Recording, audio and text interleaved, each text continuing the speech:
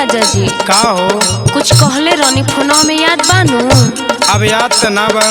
अरे हमेशा तो भूलाइए जाला। सुनो, दुर्गा माई के पूजा करब नाई हार से,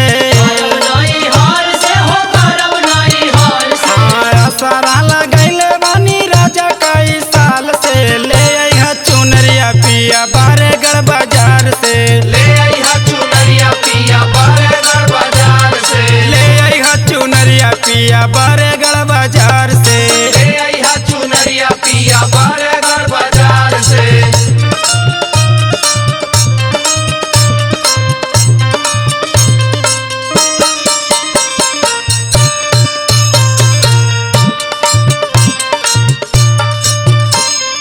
मैया के साड़ी राजा लइहा चटकदार हो, ले लिहा बाजारिया से नेबू नारियाल हो, नेबू नारियाल हो, नेबू नारियाल हो। हाँ, मैया के साड़ी राजा लइहा चटकदार हो, ले लिहा बाजारिया से नेबू नारियाल हो। कवनो सामान नाही बोलिहा ना रात के, कवनो सामान नाही बोलिहा ना रात के। ले लिहा चुनरिया पिया बारेगढ़ बाजार से, ले अइहा चुनरिया पिया बारेगढ़ बाजार से, ले अइहा चुनरिया पिया बारेगढ़ बाजार से, बारेगढ़ बाजार से हो, बारेगढ़ बाजार से, बारेगढ़ बाजार से हो, बारेगढ़ बाजार से। ले अइहा चुनरिया पिया बारेगढ़ बाजार से, ले अइहा चुनरिया पिया बारेगढ़ बाजार से।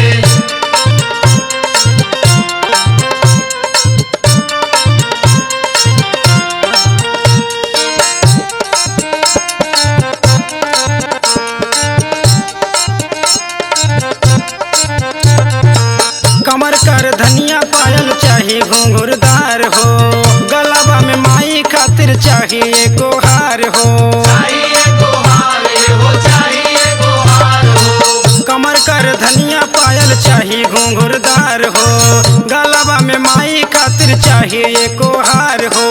कनवा के बाली लइहा सोनरा के दुकान से, कनवा के बाली लइहा सोनरा के दुकान से।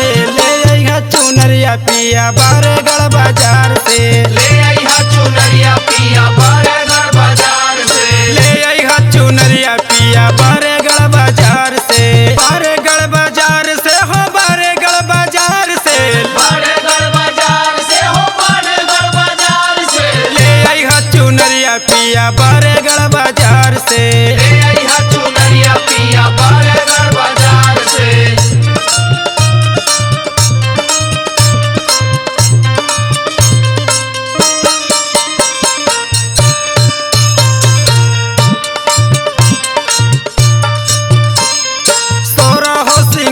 करब पूजा करब घरवा, जाइब नाही राजा घर से दूर व पंडालवा, जाइब नाही घरवा से दूर व पंडालवा। तोरा हो सिंगार करब पूजा करब घरवा, जाइब नाही राजा घर से दूर व पंडालवा। जेके चौधरी ना भूलइहा हमरे बात के, जेके चौधरी ना भूलइहा हमरे बात के।